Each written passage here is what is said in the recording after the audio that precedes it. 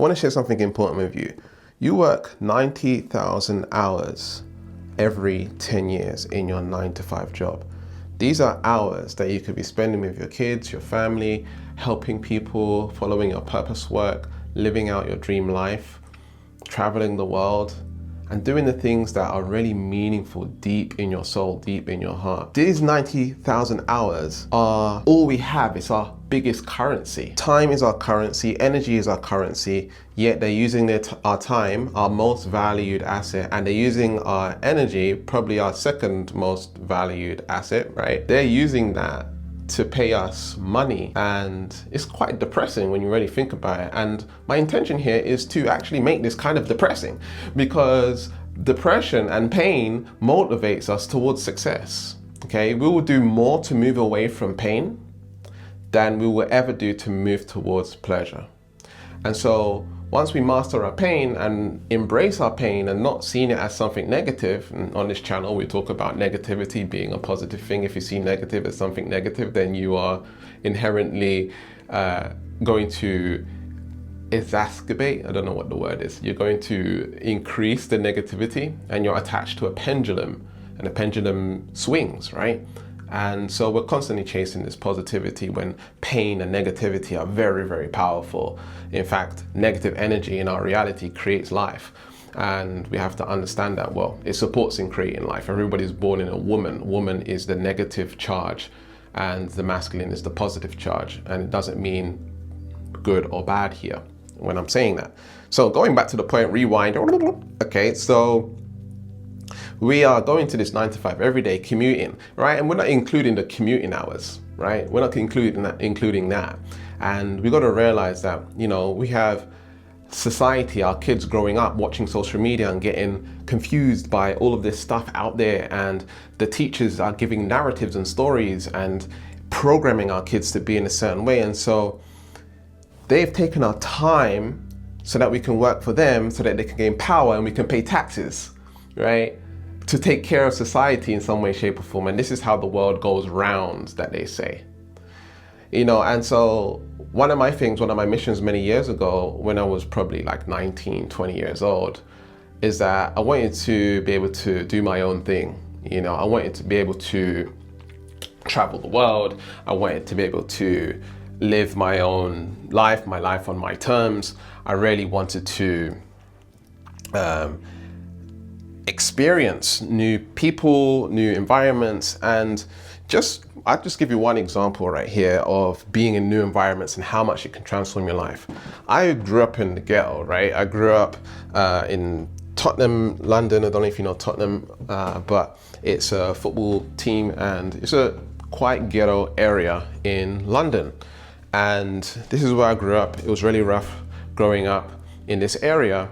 And you know, being able to experience that and then being able to start an online business, start hanging around 6, 7, 8 and 9-figure income earners, I started to learn certain things from them and the way that they talk, the conversations they have and stuff like this. And it's kind of like Rich Dad, Poor Dad. I don't know if you've read that book, very powerful book by Robert Kiyosaki.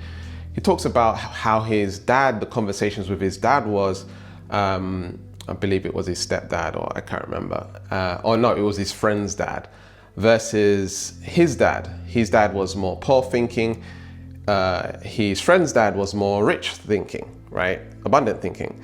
And so hanging around people who are successful, I realized they're not bad. Like, you know, some of them are. It's just like in any case, in some areas in the world, like in Mexico, for example, there's some really rough areas in Mexico, but there are some really beautiful areas in Mexico, the same as New York or London or whatever. There's some really nice areas and there's some really bad areas. And that's what we got to realize and acknowledge, is that sometimes in these groups, there are really good people, but we don't know about them, we don't hear about them, and then we think rich people are inherently bad, when that is not the truth, and it creates a subconscious pattern that stops us from actually following through, because subconsciously we don't want to become bad people by earning more money, and it feels like I'm taking money. You know, there's a lot of healers and people that I've worked with in the past, and they're afraid to charge people. They're afraid to ask for the sale. Why? everything works through money in this reality, and what if you want to do and help people full time and it being your actual job so that you have the capacity to help more people? Whereas if you work a 9 to 5 and you're doing it on the side, then you're not going to reach as many people. So for me, it's my duty to charge people money for my services and being able to impact the world in that way. Does that make sense?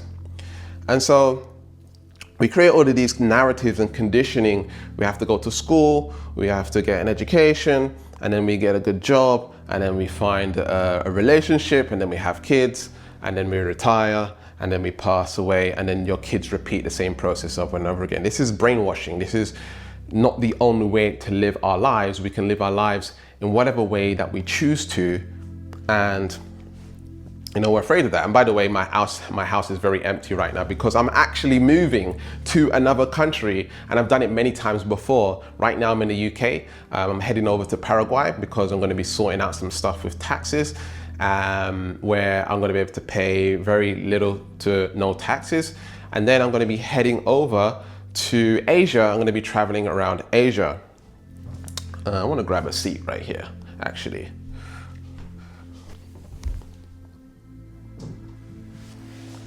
So there's a lot of narratives and stories about what we are capable of, and we have these beliefs and we have these emotions and blocks and self-doubt and stuff like this.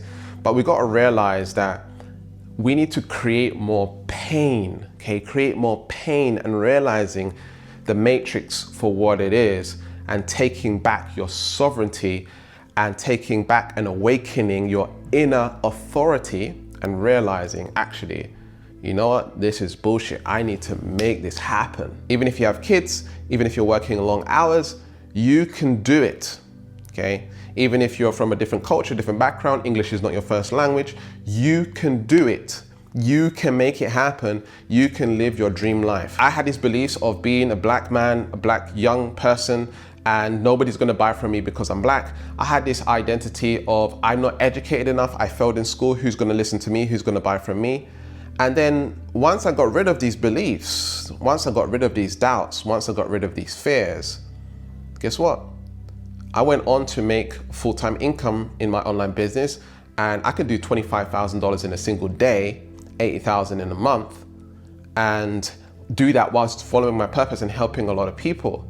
Now, to get rid of those fears, those doubts, those imposter syndrome, and those blocks, I created a free training, the link's in the description, on how to start shifting those blocks so you can start following through with your purpose work, with your passion work, with quitting the 9 to 5 circus and really transforming your life. So this is the first step. Overall, I think a lot of people don't understand that what they're actually in, not aware of what you're actually in. And you want to become more present to that. You want to be aware of the system and how the megalomaniacs, the governments, the people in charge, in power, are taking advantage of these souls, us, and taking us away from our sovereignty, which isn't anything to do with the ego and the mind.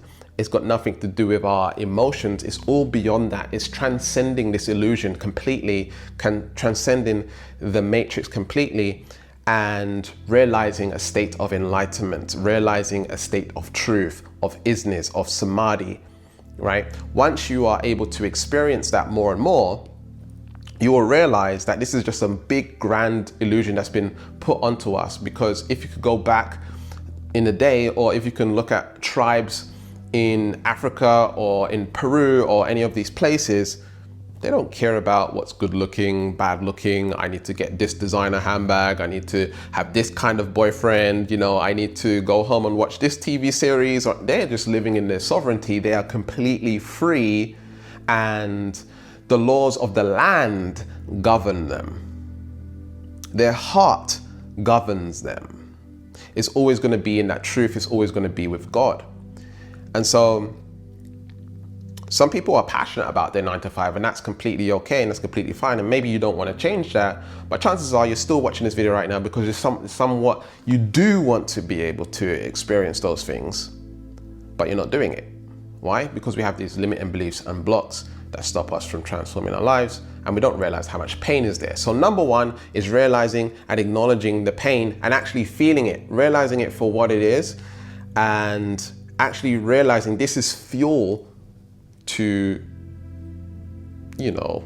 changing your life. Number two is getting rid of the limiting beliefs, the doubts, the fears, the imposter syndrome. What will people think of me? I'm not enough.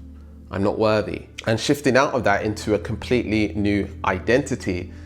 And once you're in that new identity, you have your power back. And one of the best identities, moving on to step number 3 here, is that to have no identity. And and I just want to kind of explain what I mean by no identity. No identity is God. No identity is where you've fully surrendered ego, or ego is submissive to God, right?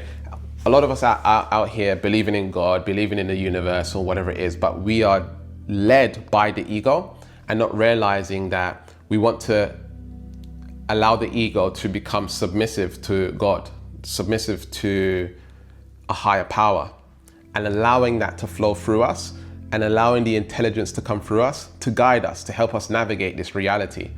And the more that we get to experience that and get out of the mind and experience the heart, the truth, because the heart's electromagnetic energy is 60 times more powerful than the electromagnetic energy of the brain. And we're so focused on the brain and IQ, and we have forgotten about the EQ and how powerful the heart is. The heart is its own separate brain. The heart thinks for itself.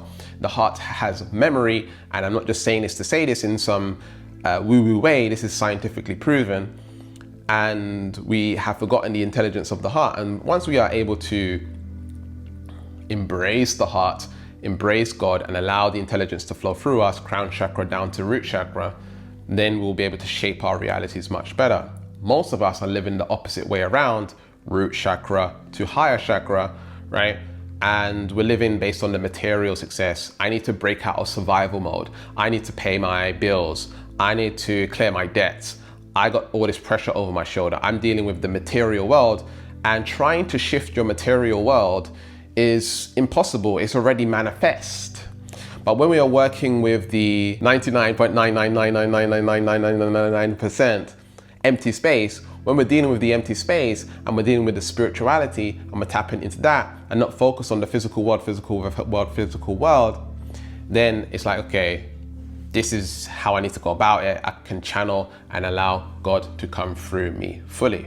Does that make sense? So the next step is to actually move into figuring out what it is that you actually do. Okay, what do you offer to other people, right? How do you transition into making income in another way that you're passionate about, that you're interested in, that is meaningful to your heart, and congruent with your soul? How do you figure out what that is? It's very simple. It literally comes down to something that you've probably been doing your whole life, but you haven't considered it something big. And again, I don't know if I told you this before, but I'm moving house, and you can see my house is actually quite empty now. We've got boxes and stuff around.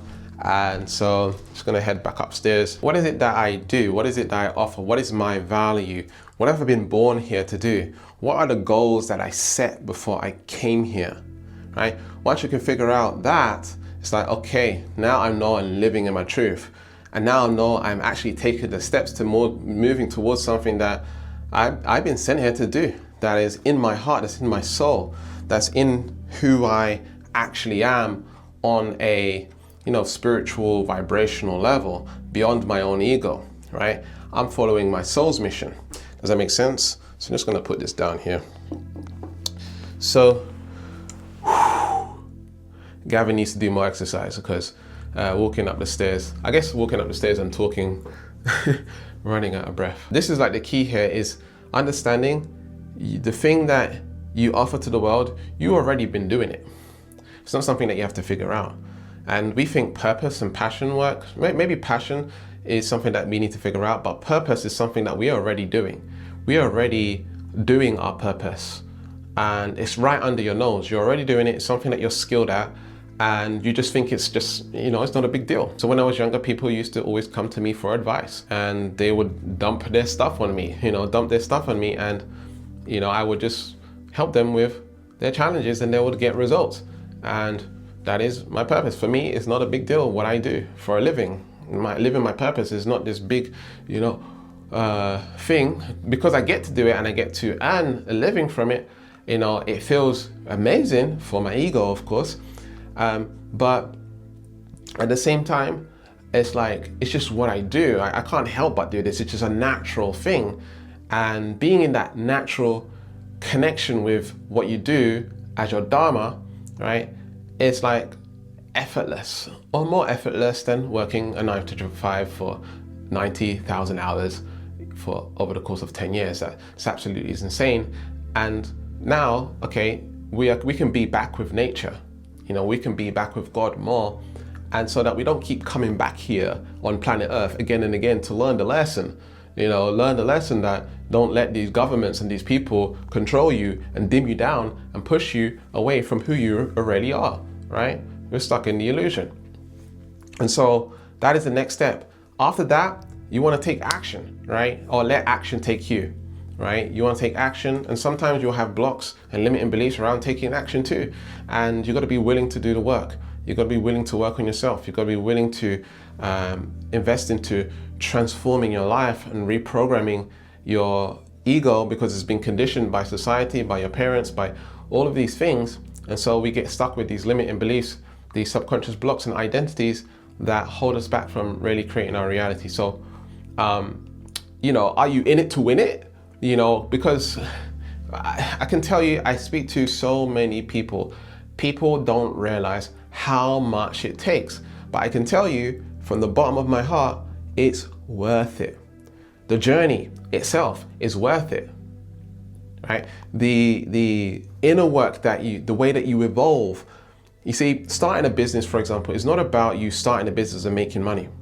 We think it's that, and obviously we want to have more money, have more freedom, have time freedom, location freedom, financial freedom. We want these things, but on the journey to getting there, there's these things that we are learning and discovering about ourselves, and all God is doing, all the universe is doing, is guiding you to realize who you really are and realizing your inner authority.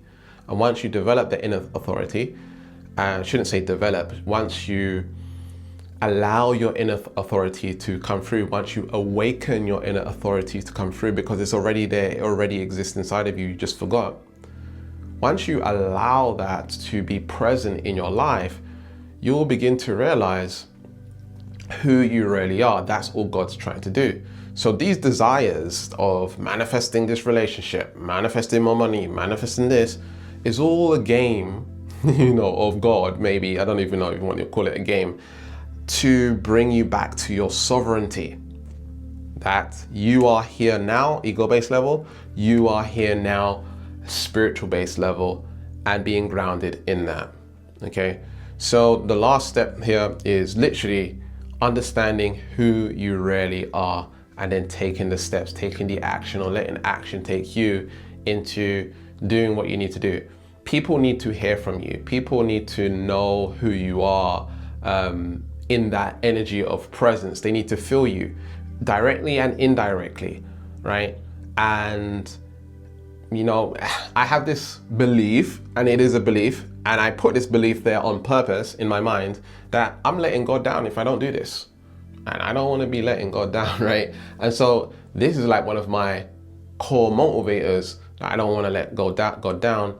I want to do everything that I can whilst I'm here and really help the world, right? And indirectly, you're going to help your family, you're going to help your kids, you're going to help people that you don't even know, and it creates this ripple effect. I helped him make his first $10,000 per month, and just from giving him a 30-minute conversation. Now his energy has gone on to help people that I would never reach, that I would never, that people would never buy from me, but they would buy from him, for example.